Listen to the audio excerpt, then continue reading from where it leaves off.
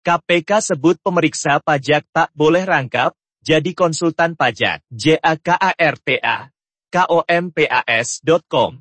Komisi Pemberantasan Korupsi KPK menyebut, pemeriksa pada Direktorat Jenderal Ditjen Pajak, Kementerian Keuangan Kemenkeu tidak boleh merangkap menjadi konsultan pajak. Diketahui, belakangan Pusat Pelaporan dan Analisis Transaksi Keuangan PPATK menyebut dua mantan pegawai pajak bekerja kepada konsultan pajak yang menjadi nominen Rafael Alun Trisambodo RET. Rafael merupakan eks-pejabat Ditjen Pajak yang terindikasi melakukan tindak pidana pencucian uang TPPU dengan menggunakan nominen. Baca juga KPK tegaskan pemeriksaan LHKPN tak tunggu viral, kalau masih aktif. Itu jelas, enggak boleh. Kata Deputi Pencegahan dan Monitoring KPK, Pahala Nainggolan dalam keterangannya. Kamis 9 Maret 2023, Pahala memastikan, dua pemeriksa pajak yang bekerja pada konsultan terduga nominen Rafael, bukan lagi pegawai Ditjen Pajak. Meski demikian, informasi yang dimiliki KPK mengenai dua orang tersebut masih terbatas. Lembaga antirasuah masih terus bertukar informasi dengan PPATK. Baca juga Rumah Megah Kepala Bea Cukai Makassar, Andi Pramono, tak tercatat di LHKPN. Ini kata KPK. KPK juga berbagi data dengan pihak Direktorat Jenderal Administrasi dan Hukum Umum Ditjen AHU, Kementerian Hukum dan Hak Asasi Manusia, Kemenkumham, dan Inspektorat Jenderal Itjen, Kementerian Keuangan. Kita pastikan dua pekerja konsultan pajak bekas pemeriksa di Ditjen Pajak, ujar Pahala. Pahala mengaku, KPK mendapatkan sejumlah informasi terkait berbagai kejanggalan terkait harta orang di lingkungan Ditjen Pajak. Beberapa informasi itu telah dikonfirmasi, maupun masih sekadar kabar seperti buku merah di Kementerian Keuangan. Baca juga KPK bakal periksa Kepala KPP Madya Jakarta Timur.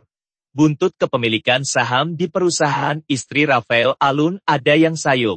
Sayup kayak jaringan, dan buku merah itu hanya sayup. Sayup saja di kita. Kalau bisa detail, senang kita. Tutur Pahala. Sebelumnya, PPATK menyebut terdapat pihak yang berperan sebagai pencuci uang profesional, money launderer, terkait Rafael Alun. Kepala PPATK, Ivan Yustiavandana mengatakan, terdapat konsultan pajak yang diduga menjadi nominen Rafael. Nominen merupakan penggunaan nama orang lain dalam melakukan transaksi baik perbankan maupun pembelian aset. Baca juga KPK sebut saham 134 pegawai pajak di 280 perusahaan atas nama istri, nominen, menjadi modus pelaku TPPU dalam menyamarkan uang hasil kejahatan. Belakangan, PPATK memblokir rekening konsultan tersebut dan sejumlah pihak lainnya, termasuk Rafael dan keluarganya. Jumlah keseluruhan mutasi rekening yang diblokir selama 2019-2023 mencapai lebih dari Rp500 miliar. Itu hanya terkait RAT dan pihak yang kami duga terkait individu atau badan hukum, kata Ivan saat dihubungi Kompas.com.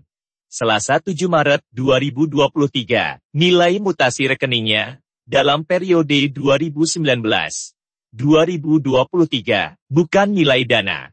Tambahnya, baca juga KPK panggil Kepala KPP Madya Jakarta Timur Wahono Saputro untuk klarifikasi LHKPN. Sementara itu, Menteri Koordinator Bidang Politik, Hukum, dan Keamanan, Menko Polhukam, Mahfud MD mengungkapkan, terdapat pergerakan uang mencurigakan Rp300 triliun di lingkungan Ditjen Pajak dan Ditjen Bea Cukai, Kementerian Keuangan. Pergerakan ganjil itu terjadi dalam rentang waktu 2009 hingga 2023, itu tahun 2009 sampai 2023.